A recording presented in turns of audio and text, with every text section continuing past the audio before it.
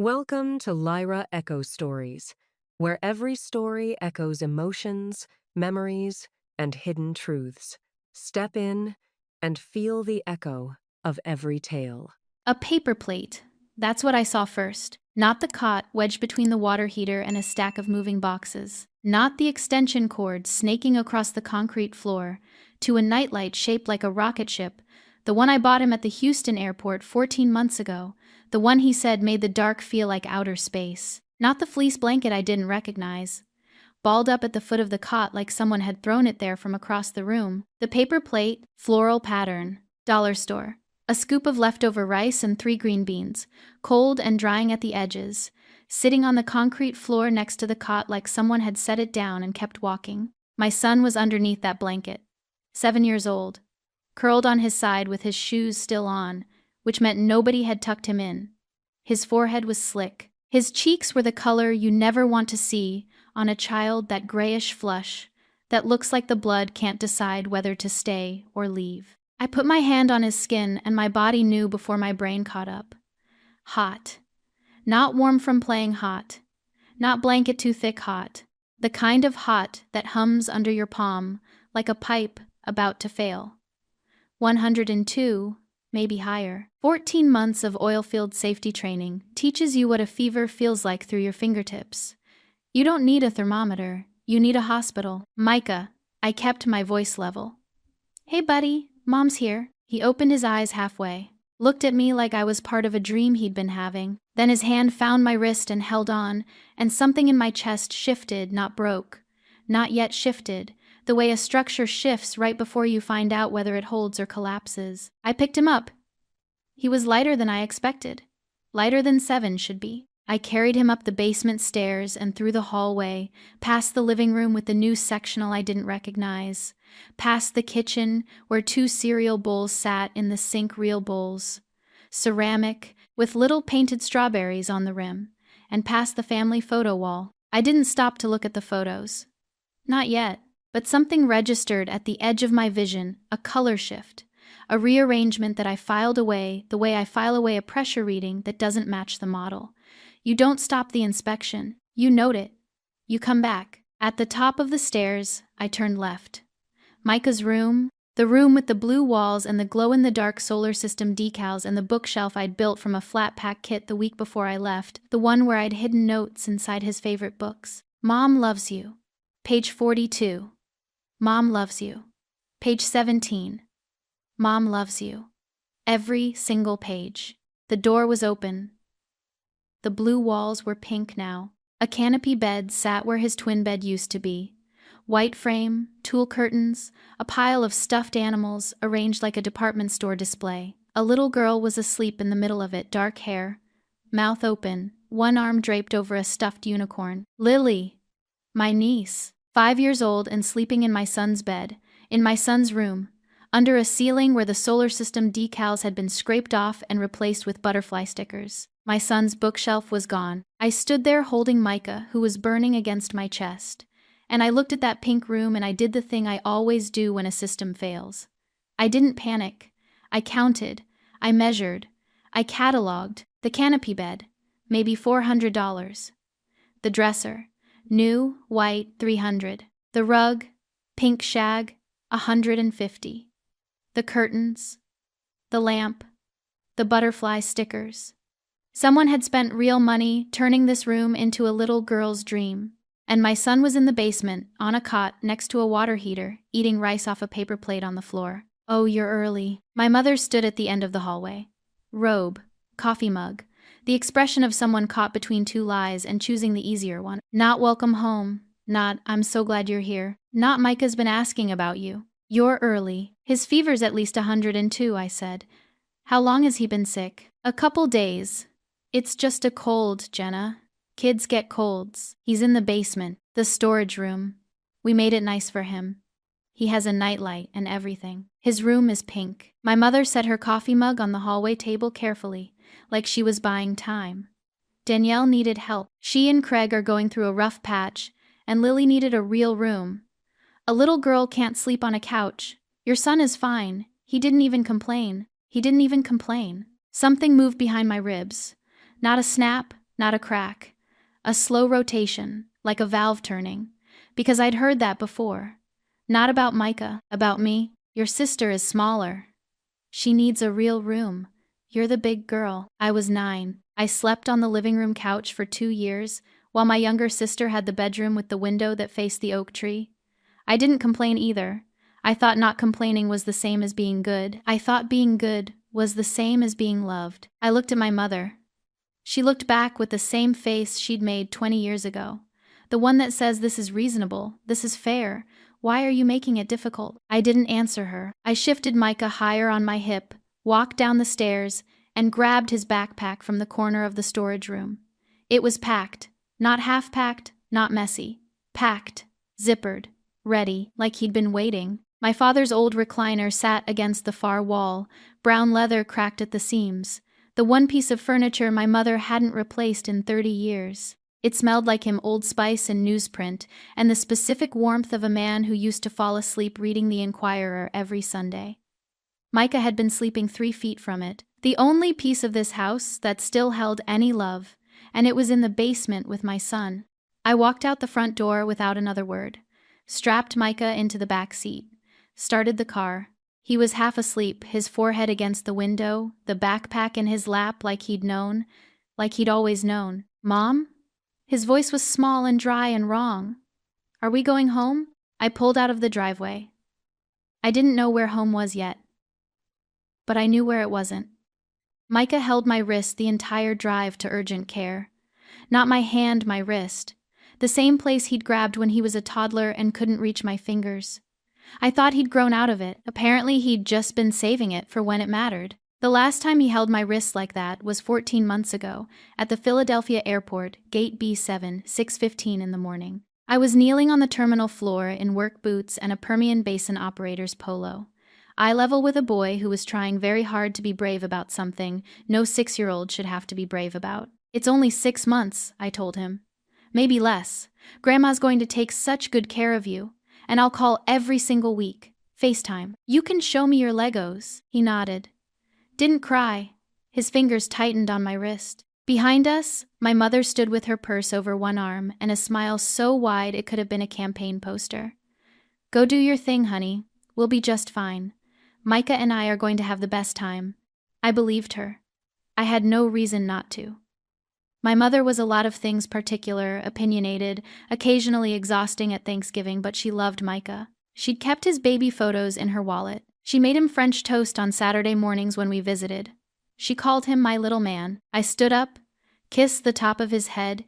His hair smelled like the Johnson's shampoo I'd packed in his bag, and walked toward security without looking back. Because if I looked back, I wouldn't go. And I needed to go. Here's what you should know about the job I was walking toward.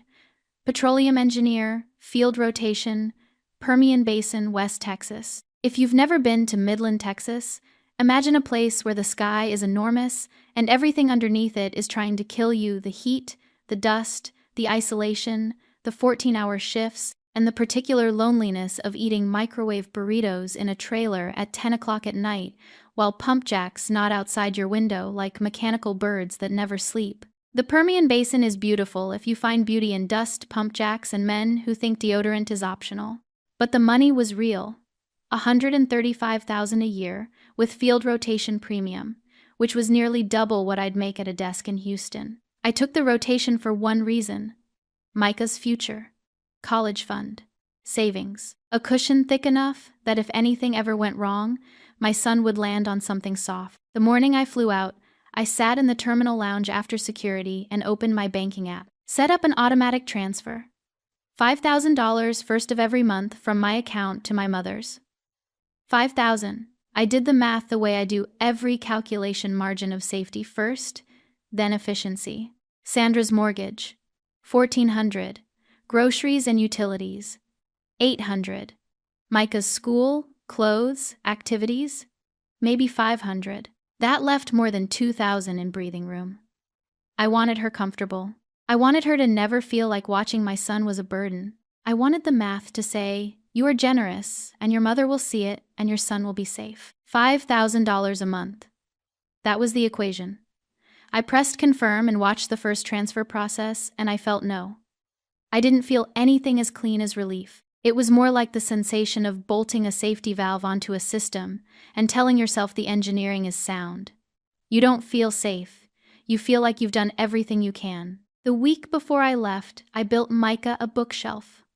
Flat pack from Target, the kind with the wordless instructions that assume you own a rubber mallet and understand Swedish spatial reasoning. Took me 3 hours and 1 strip screw. I put it in his room, the room with the blue walls and the glow-in-the-dark solar system and the window that looked out at the neighbor's dogwood tree. Then I did something I've never told anyone. I went through his books, Dogman, The Bad Guys, a picture book about planets, and I slipped notes inside them. Little folded pieces of paper. Mom loves you. Page 42. You're the bravest kid I know. Page 11. When you read this, I'm thinking about you right now. Page 73. 26 notes in 26 books. One for every letter of the alphabet because he was learning to read chapter books, and I wanted him to find me in the pages when I couldn't be in the room. I also wrote him a letter every week from the field. Real letters.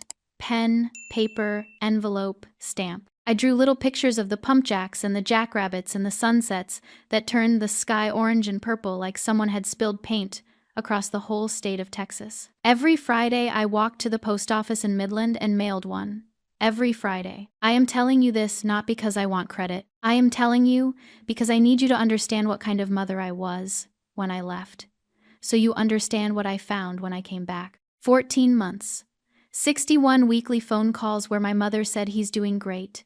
61 calls where Micah said, "I'm fine, Mom." The camera always angled at his face, never the room. I noticed that. I filed it the way I file a data point that sits slightly outside the model, not alarming on its own, but there. Noted. Time-stamped in some back corner of my brain were the things I don't want to examine. Wait patiently for the day I have to. For 14 months, I worked 16-hour shifts in 107-degree heat.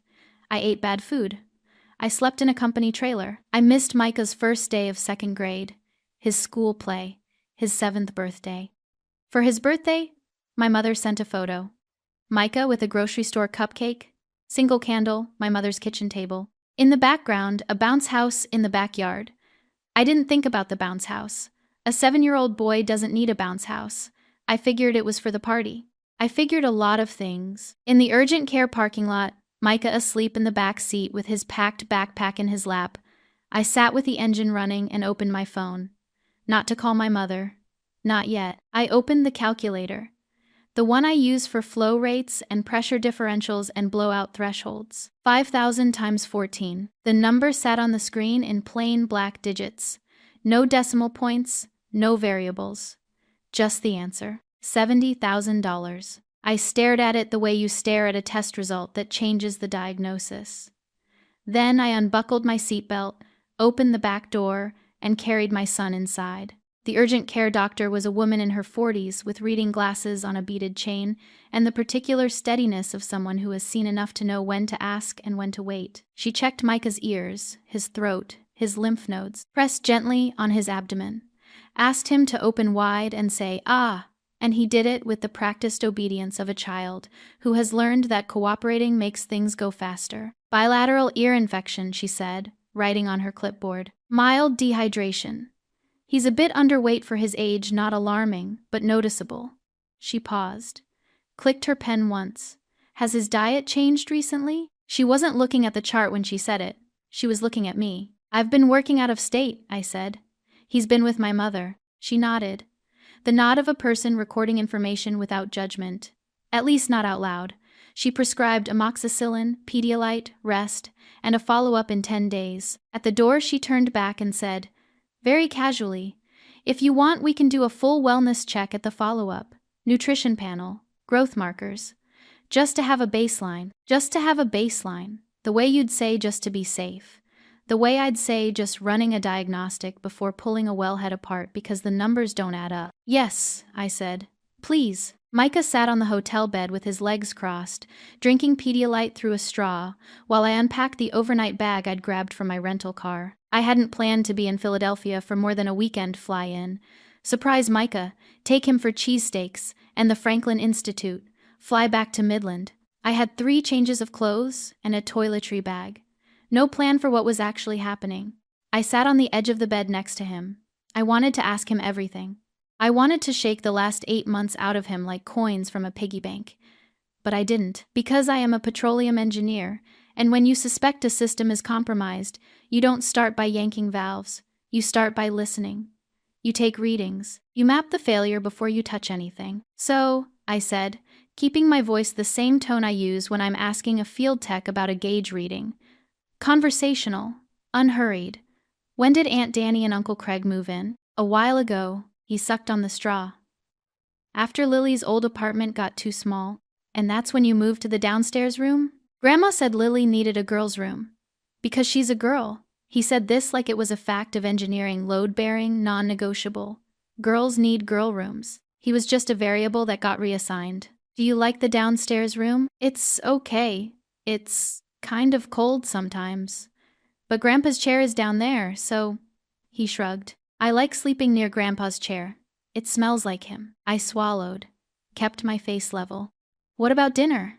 Grandma's a pretty good cook, right? Yeah, she makes Lily's favorites mostly. Mac and cheese, chicken fingers. I eat after. After? After everyone else. Grandma says it's easier that way because Lily's picky, and she doesn't want Lily to get distracted. He picked at the label on the Pedialyte bottle. I eat in the kitchen. On the the paper plates. So there's less dishes. There it was. Not delivered as a complaint. Not offered as evidence. Just a fact, reported in the flat tone of a child who has already integrated the hierarchy into his operating system. Lily eats first. On real plates. At the table. Micah eats second. On paper. In the kitchen. This is how the system runs. He doesn't question the system. He's 7. Systems are built by adults and children live inside them. I was running numbers in my head the way I run pressure differential calculations. Not the money, not yet. The other math. The math of attention, of space, of who counts. 1 bedroom, Lily's. 1 living room. Lily's shows, Lily's toys, Lily's schedule. 1 dinner table. Lily first, real plates. 1 storage room. Micah. 1 paper plate. Micah.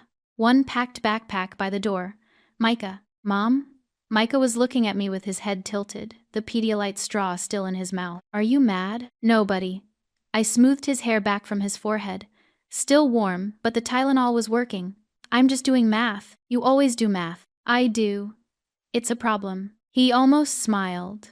Almost. Have you ever trusted someone with the thing that matters most to you, and found out the only thing they kept safe was themselves? I sat there in that hotel room running the calculations while my son drank Pedialyte and watched a nature documentary about octopuses, and I understood something that I hadn't understood 3 hours ago. This wasn't a misunderstanding. This wasn't my mother being overwhelmed. This was a system that had been running for months, designed, maintained, rationalized, in which my son was the lowest priority and my money was the highest. I pulled out my phone.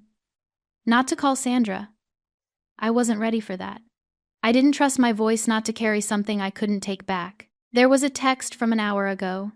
Francine Delgado Frankie, my mother's next-door neighbor since before I was born. The woman who used to babysit me and Danielle in the summers, who taught me how to make empanadas, who came to my high school graduation with a card that said, "The world is lucky to have you, Mija." The text said, "I saw your car at Sandra's today. Can we talk? There are things you should know. I should have called sooner. I'm sorry." I read it twice. The "I should have called sooner" sat in my chest like a stone dropped into still water. Micah's eyes were closing. The antibiotics, and the Pedialyte, and the real bed were doing their work. He fell asleep in 3 minutes, the fastest he'd slept in months, I'd bet. His hand loosened on the Pedialyte bottle, and I caught it before it spilled, set it on the nightstand, pulled the comforter up to his chin. Then I sat in the chair by the window, the parking lot lights turning the curtain a pale orange, and typed back, "Tomorrow, 9 a.m. Name the place." 3 dots appeared. Then, "Rosario's Diner. You remember it. Bring your questions. I'll bring the answers." I put the phone down. Looked at my son, 7 years old, sleeping on a real mattress for what might have been the first time in months. His backpack on the floor next to him, still packed, still zipped, still ready. The math wasn't done, but the first readings were in, and they were worse than I thought. Rosario's diner hadn't changed in 20 years. Same red vinyl booths. Same laminated menus with the coffee stain in the upper right corner. Same bell over the door that rang too loud for the size of the room. I used to come here with my father on Sunday mornings, while my mother took Danielle to ballet class. He'd order the Western omelet and read the Inquirer and let me steal his hash browns. It was the only place in my childhood that was just mine. Frankie was already in the back booth when I arrived. 62 years old, silver hair cut short, turquoise earrings, the posture of a woman who had survived enough to stop apologizing for taking up space. She stood when she saw me and pulled me into a hug that smelled like Cafe Bustelo and cocoa butter. And for about 3 seconds, I was 11 years old again and everything was manageable. "Sit down, honey."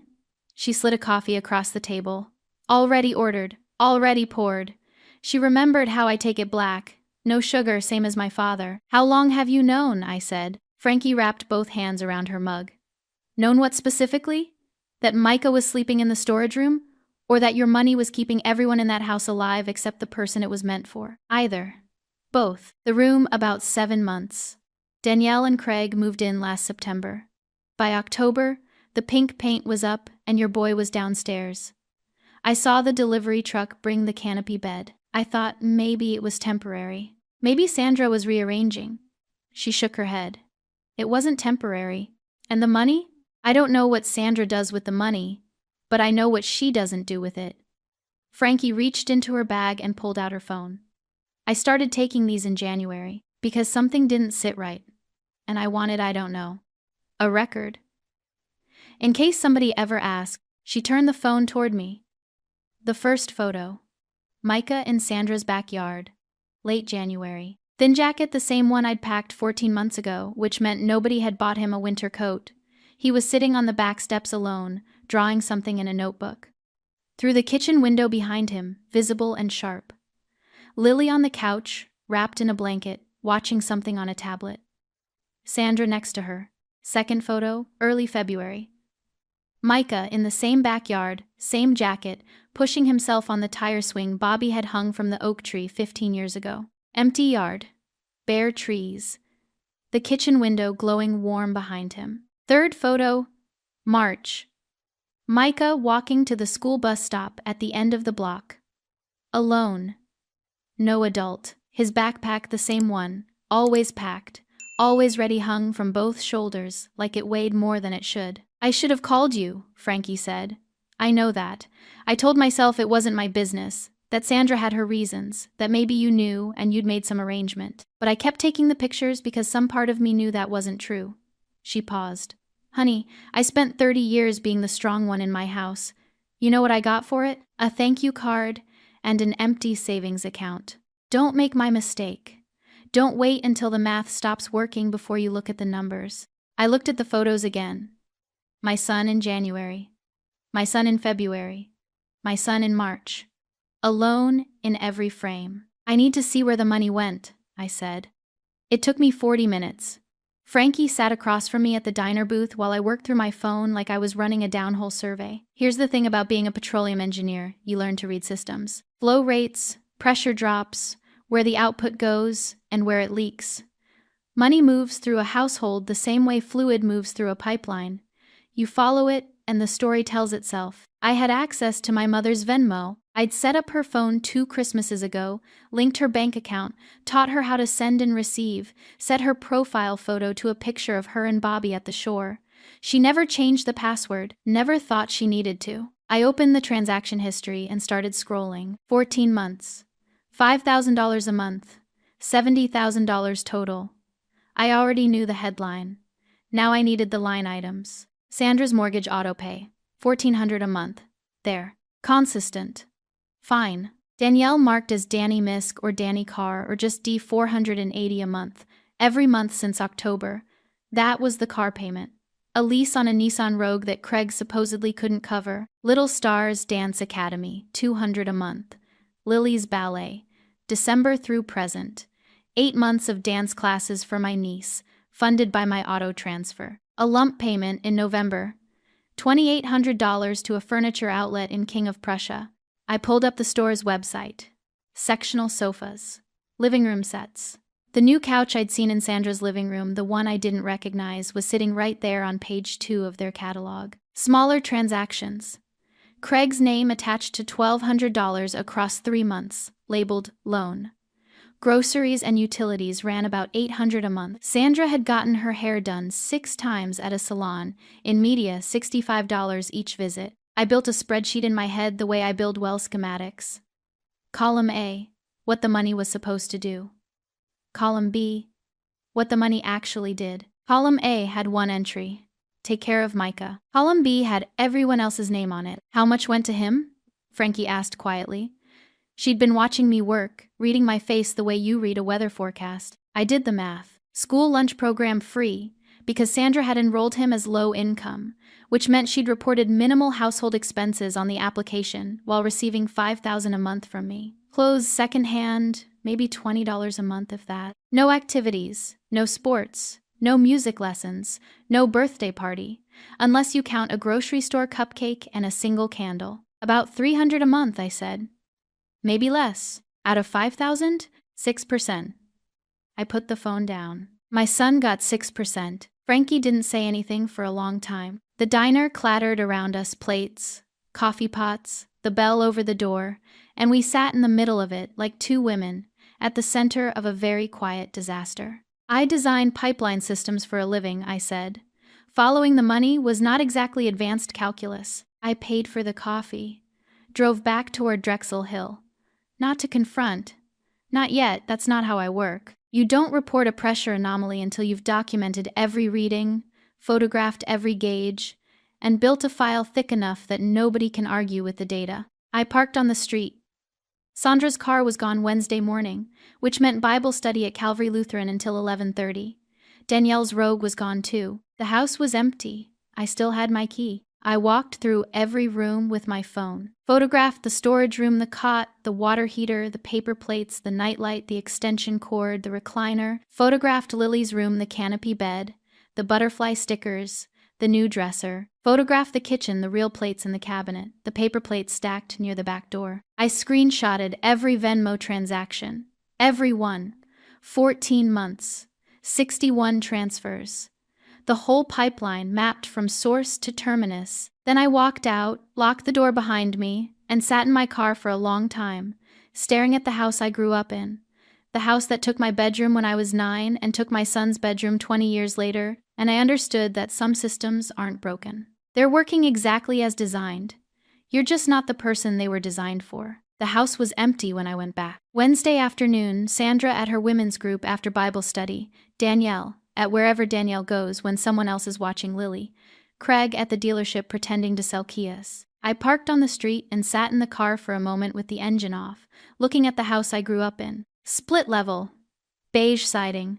The azaleas my father planted along the front walk were overgrown. Now nobody had trimmed them since Bobby died. The porch light was on in the middle of the day, which meant Sandra had put it on a timer and forgotten to adjust it. Small things. The kind of details you stop noticing when you live somewhere, and see immediately when you come back. I let myself in with my key. The house smelled like Febreze and something baked banana bread, maybe.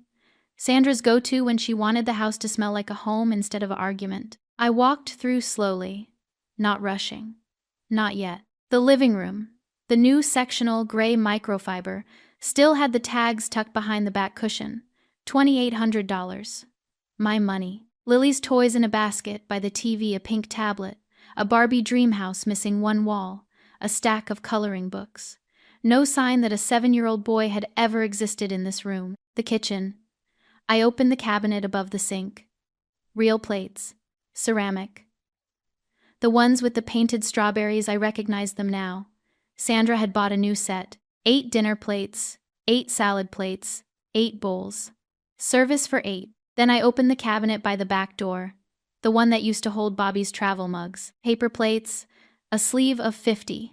Floral pattern. Dollar store. Same as the one I'd found next to Micah's cot. They were stacked on the shelf at a child's reaching height, next to a pack of plastic forks and a roll of paper towels. Someone had put a small sign on the inside of the cabinet door, a sticky note in Sandra's handwriting. Micah's plates. Easier for cleanup. 3 words on a sticky note. Micah's plates. Not extra plates. Not paper plates for quick meals. Micah's plates. Possessive. Designated. A system. Labeled and filed, assigning my son his own category of dishware so that he wouldn't contaminate the real ones. I closed the cabinet. Stood there for a moment with my hands flat on the counter, breathing the way you breathe when you're trying to keep a weld steady. Slow in. Slow out. Nothing shaking. Then I went to the family wall. My mother's photo wall ran the length of the hallway from the kitchen to the stairs. It had been there my entire life, a gallery of framed moments arranged in no particular order, overlapping and mismatched, the visual biography of a family that believed in displaying its best angles. I used to love this wall. When I was small, I'd trace the frames with my finger and find myself in the pictures. Baby Jenna in a high chair, toddler Jenna at the shore, Jenna in a cap and gown. The recent photos were all Lily. Lily at her dance recital in a pink tutu. Lily at Easter in a dress with a white collar. Lily on Sandra's lap at the kitchen table, both of them laughing. Lily and Danielle at what looked like a pumpkin patch. Craig in the background holding a cider. The last photo of Micah on the wall was from 2 Christmases ago. He was sitting on Bobby's lap in Bobby's recliner, wearing a sweater I'd bought him, holding a candy cane. Bobby was smiling, Micah was smiling. It was the last Christmas before Bobby died, and it was the last time my son's face appeared on this wall. But there was one other photo I recognized. Bottom row, far left, half hidden behind a frame of Danielle's kindergarten graduation. Me, 9 years old, sitting on the living room couch, the couch that was my bed for 2 years in pajamas, holding a book, smiling at whoever was behind the camera. My hair was in 2 braids, my feet didn't touch the floor. I was smiling because I didn't know yet that the couch was permanent. I was smiling because I still thought being good was enough. I heard the front door open behind me. Mom? Micah stood in the entryway. Behind him, Frankie's car idled at the curb she'd brought him over, after I told her I'd be at the house. He was wearing the clean shirt I'd bought at the Target near the hotel that morning. His color was better. The antibiotics were working. Hey, buddy. I'm just getting the rest of your things. He walked over and stood beside me, looking at the photo wall. His eyes moved across the frames the way mine had, scanning, searching. That one's me, he said, pointing to the Christmas photo with Bobby. Then he scanned the rest. His hand dropped. He didn't say anything about the absence. He didn't need to. 7-year-olds don't have the vocabulary for erasure, but they understand the math. They can count the frames, and they can count the faces, and they know when the numbers don't add up. Come on, I said. Let's pack your stuff. We went downstairs. The storage room. His world for the last 8 months. I handed him his backpack already packed, already zipped, already waiting, and started folding the fleece blanket that wasn't ours. He picked up the rocket ship nightlight and held it like something worth keeping. Then he looked around the room, the cot, the water heater, the concrete floor, the recliner, and said it. It's okay, Mom. Grandma said I should be the big kid. The words hit the back of my skull before they reached my chest. Not because they were new, because they were 20 years old. Because I'd heard them before, in this house, in a different room, from the same woman, aimed at a different child who also never complained. Your sister is smaller. She needs a real room. You're the big girl. I was 9. Danielle was 6. My bedroom became her playroom. I moved to the couch. I didn't cry. I didn't argue. I was the big girl. I carried that phrase in my spine for 20 years like a compressed vertebra load-bearing. Invisible. Never examined. And now my son was carrying it too. Same phrase, same house, same woman, different generation, same couch. I knelt in front of him, put both hands on his arms, looked at his face, his father's jaw, my eyes, Bobby's stubborn chin, and said, "You are not the big kid. You are my kid, and you will never sleep in a room like this again." He didn't cry, but his chin did the thing it does right before he cries, that small quiver, the tectonic shift, and he nodded. I stood up, pulled out my phone, opened the banking app. The auto-transfer screen glowed in the dim light of the storage room. Next payment. April 1st, 4 days away. $5,000. Scheduled. Confirmed. Running like a pipeline, feeding a system that had been pumping my money into everyone's life except my son's. I didn't press the button. Not yet. But I looked at it. and the decision settled into place, the way a wellhead settles onto a flange, heavy, permanent, engineered to hold. If you were standing in that storage room looking at a cot and a paper plate and your mother's math, what would you have done? I took Micah's hand, picked up his backpack with the other, walked upstairs. At the photo wall, I stopped, reached up and unhooked the one photo me, 9 years old, sitting on the couch, braids, bare feet, smiling at someone I don't remember. I put it in my jacket pocket, left everything else on the wall. We walked out the front door into the late afternoon. Micah's hand in mine, his backpack over my shoulder, a photograph in my pocket of a girl who spent 20 years trying to earn a room in a house that was never going to give her one. The hotel room was quiet, in the way hotel rooms are not peaceful, just empty. The hum of the air conditioner, the parking lot lights bleeding through the curtains. Micah asleep in the bed closest to the window, his backpack on the floor beside him like a loyal dog that wouldn't leave his side. I sat in the chair by the desk with my phone in my hands and 4 voicemails I hadn't listened to yet. The first was from Sandra, left at 6:47 p.m., 20 minutes after I'd walked out of the house with Micah's things and a photograph of a 9-year-old girl on a couch. I pressed play. Jenna Marie. She only uses my middle name when she's performing. I don't know what you think you saw today, but you are blowing this completely out of proportion. Danielle and Craig are going through a hard time. Lily needed stability. I made a judgment call. That's what mothers do. Your father, God rest him, your father would be ashamed of how you're acting. He wanted this family together. He would have wanted you to be understanding. Call me back. We need to talk about this like adults. Your father would be ashamed. She said it the way you deploy a weapon you've been keeping in a glass case.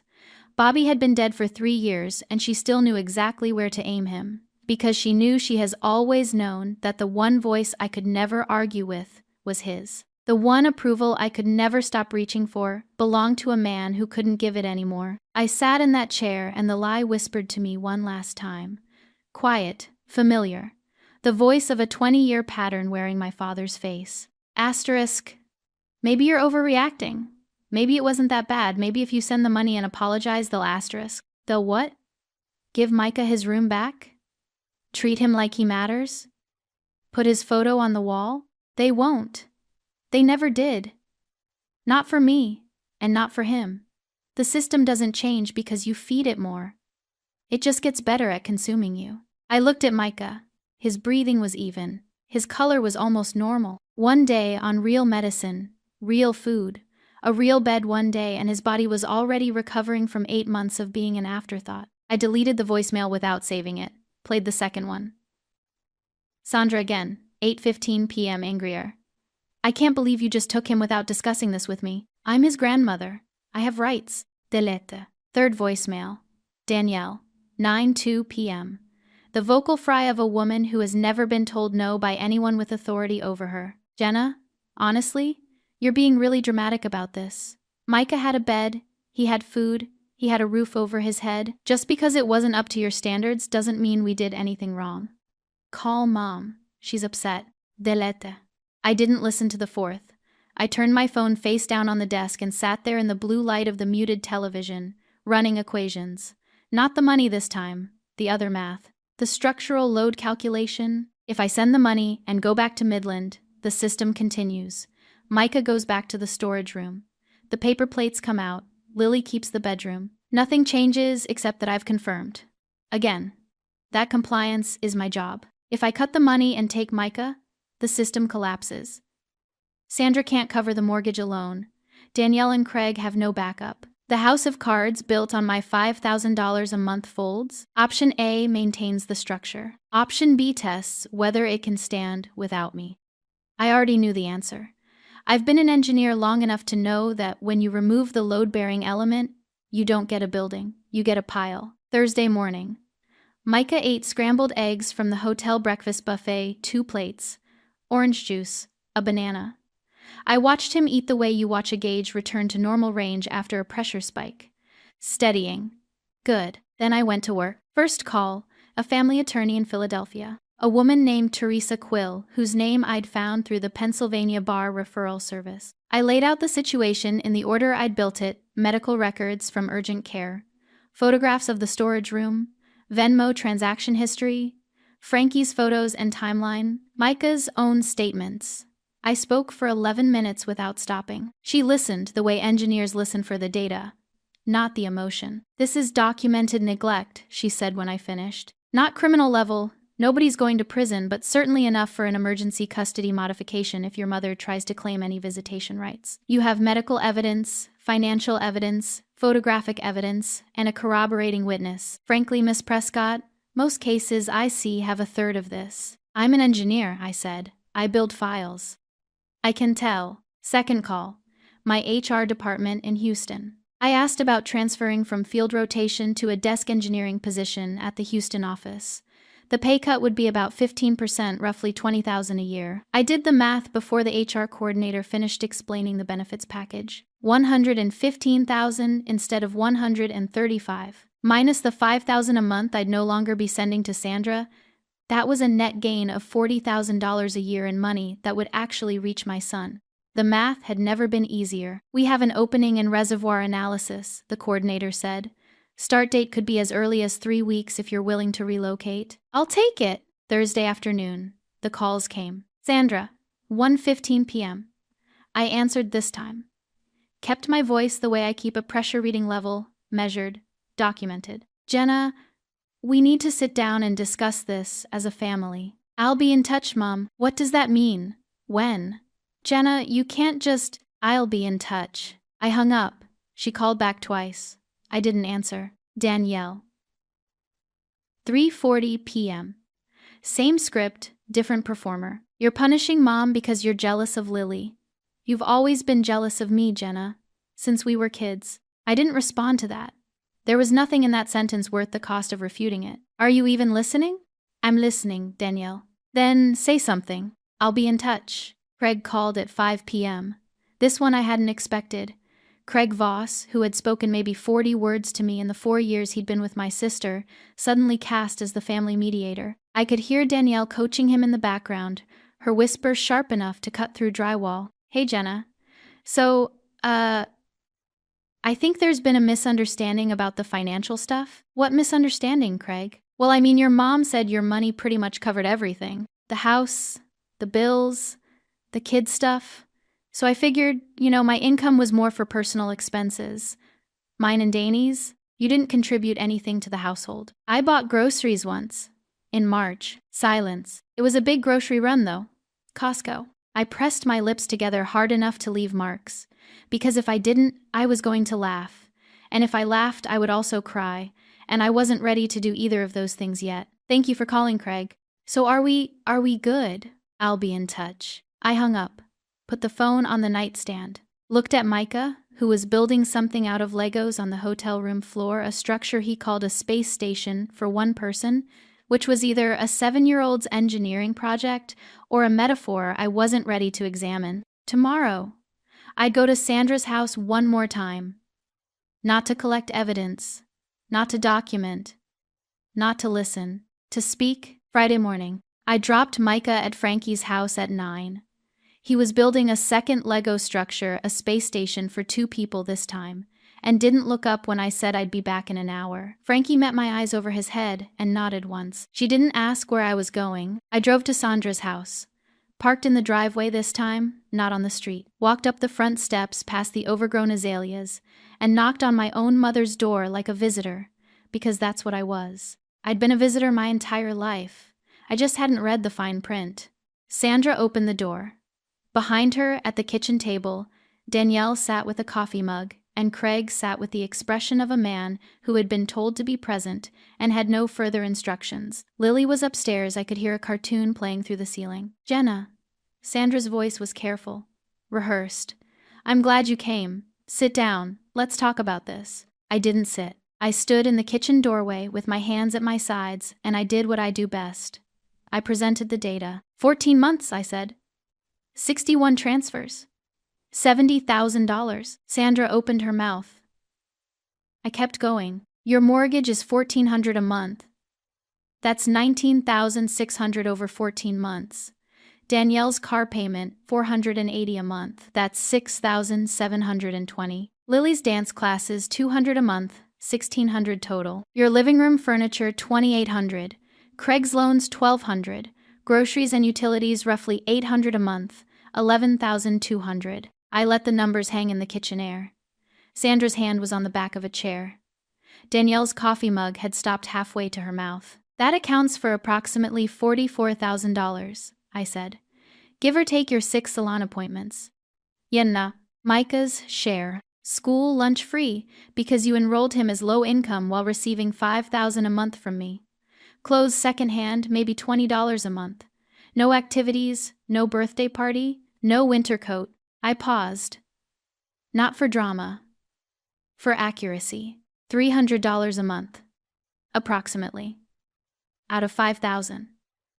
That's 6%. I looked at my mother. My son got 6%. Sandra's face did something complicated, a rearrangement of muscles that wanted to express guilt, but had been trained for decades to produce indignation instead. I did my best, Jenna. You left. You chose to go work in the middle of nowhere. I was here, managing everything. Managing Danielle's situation. Managing Lily. Danielle always needed managing. My voice was level. I wasn't angry. I was past angry. I was at the place where anger has been refined into something cleaner. When I was 9, Danielle needed my bedroom. When I was 16, Danielle needed my college savings for her summer art program. When I was 22, Danielle needed my first paycheck to cover her credit card. When I was 27, Danielle needed me to pay for her wedding flowers because Craig's budget didn't stretch that far. I looked at my sister, and now Danielle needed my son's room for her daughter, who already had a home, with her father, who bought groceries once. Craig shifted in his chair. He didn't speak. To his credit, the only credit I'll give him, he had the decency to look at the table. Danielle set her mug down. You're making this about money. It's not about money, it's about family. Mom needed help. I was here. You weren't. You're right, I said. You were here. In the bedroom. On the new couch. At the dinner table. On the real plates. You were here for all of it. Except the part where my son was sleeping next to a water heater, with 102-degree fever, eating cold rice off a paper plate. Silence. The cartoon upstairs played a jingle. Something about friendship and sharing. I pulled out my phone, opened the banking app. The screen was already on the auto transfer page. I'd queued it up in the car. $5,000. Monthly. Active since 14 months ago. Next scheduled, April 1st. 3 days away. I pressed cancel. 1 tap. Confirm? Yes. The screen refreshed. Auto transfer canceled. A small green check mark. The most expensive check mark of my mother's life. Sandra saw it. She couldn't have read the screen from where she stood. But she saw my thumb move, and she saw the way I put the phone back in my pocket, the way you close a valve and walk away from a wellhead, and she knew. What did you just do? The same thing I should have done 14 months ago, I said. The math. Her face went the color of something draining. Not red. Not pale. The in-between shade of a person watching a number she depended on become 0. You can't, Jenna. You can't just stop. The mortgage. The bills. I counted on that money. I know. Everyone in this house counted on that money. Everyone except the person it was for. Danielle looked at Craig. Craig looked at Sandra. Sandra looked at the ceiling, where I assumed she expected divine intervention, or at least a rebuttal. The ceiling offered nothing. God was apparently unavailable.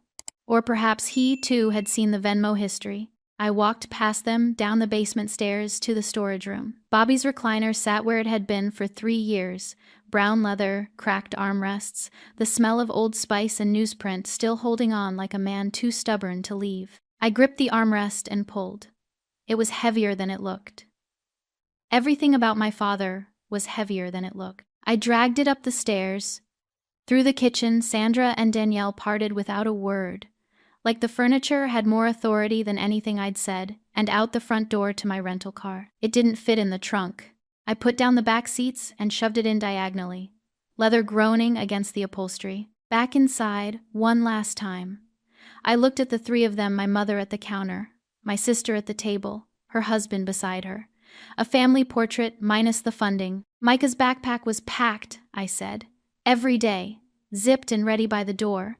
A 7-year-old boy kept a bag packed because some part of him knew nobody in this house was going to come get him. Did any of you notice? Did any of you once look at that backpack and wonder why a child was ready to leave? Nobody answered. I walked out. Closed the door behind me, not a slam, just a click. The sound of a latch, catching for the last time. Loaded the recliner. Got in the car. Started the engine. On the dashboard propped against the windshield where I'd left it yesterday. The photograph. Me, 9 years old, sitting on the couch that was my bed, braids, bare feet, smiling at a camera held by someone who thought this was a normal way to raise a child. I looked at that girl.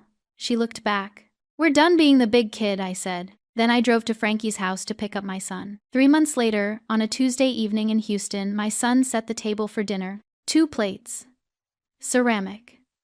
White with a thin blue rim, a set I'd bought at Target our first week in the apartment.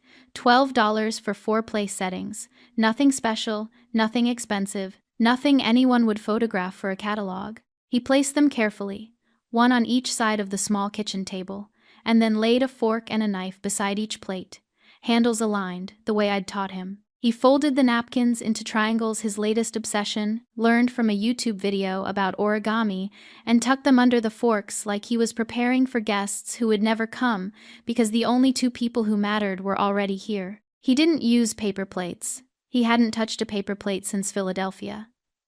The first week in Houston, I'd bought a sleeve of them for a cookout at the apartment complex pool. Micah saw them on the counter and went quiet in a way that had nothing to do with being tired. I threw them away that night after he went to bed. We've used ceramic ever since. Even for pizza.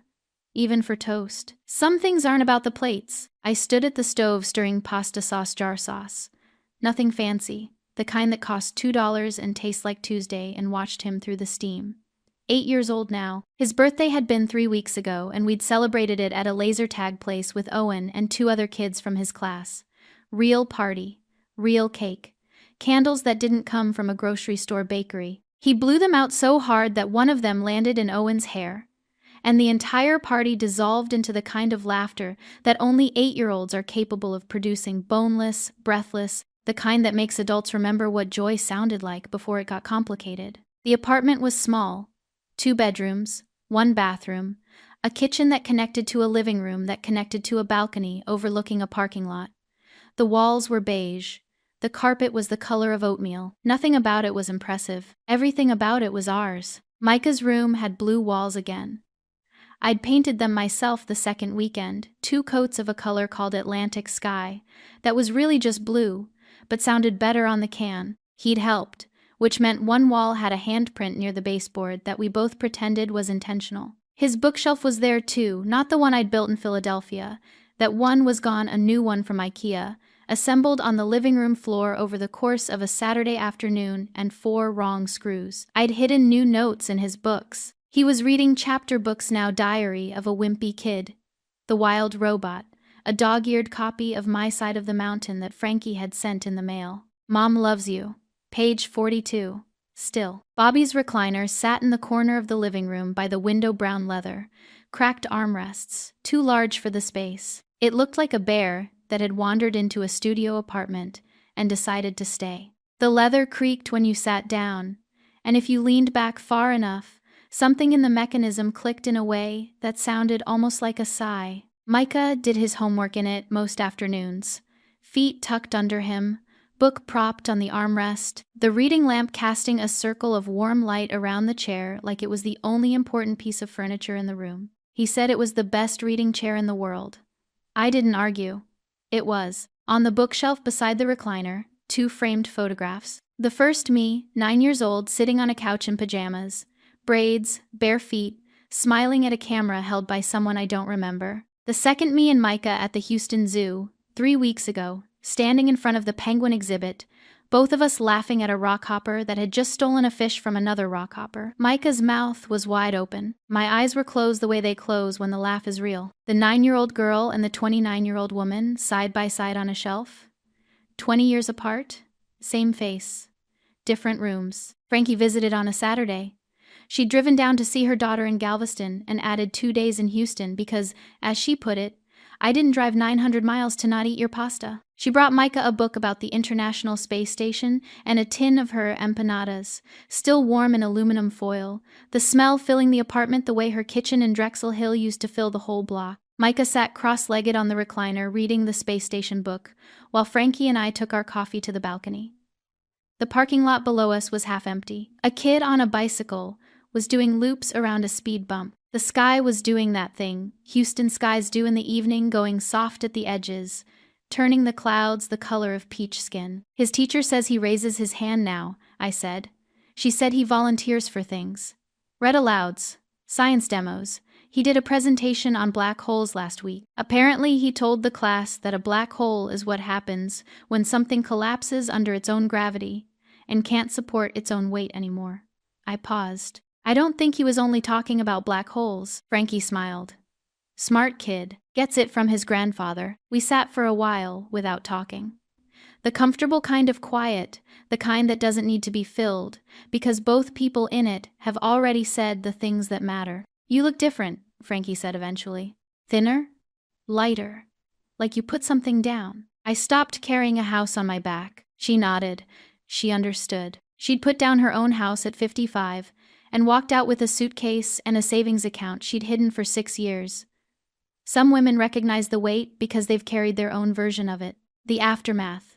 I'll tell it quickly, because it's not the part that matters. Sandra sent a handwritten letter 2 weeks after I left Philadelphia. 3 pages. Bible verses about honoring your parents, the prodigal son, family unity. She didn't mention Micah's fever. She didn't mention the storage room. She didn't mention the paper plates.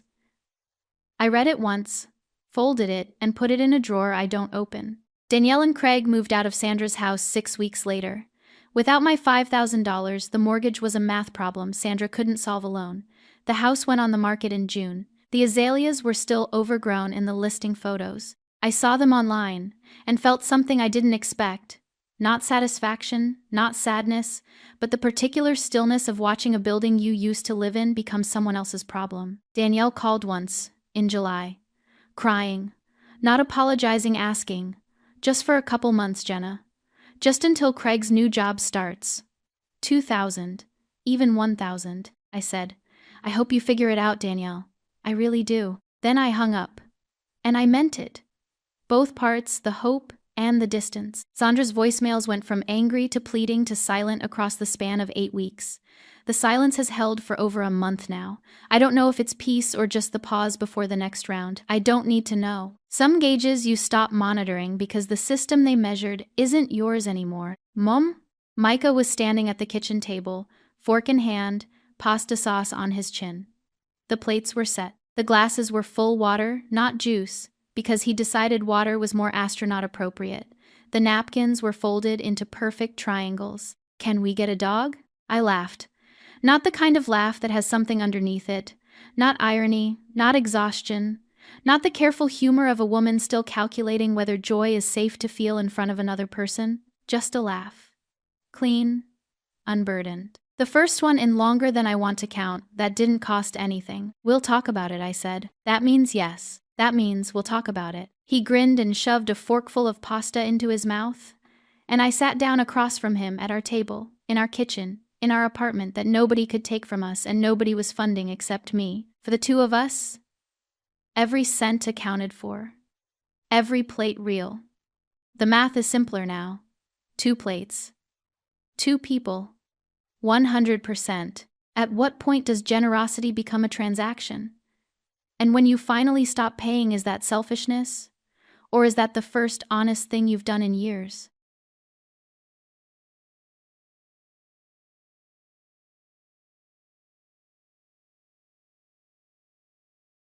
Thank you for being part of Lyra Echo Stories. If this story stayed with you, don't forget to like, subscribe, and share, because every echo never truly fades.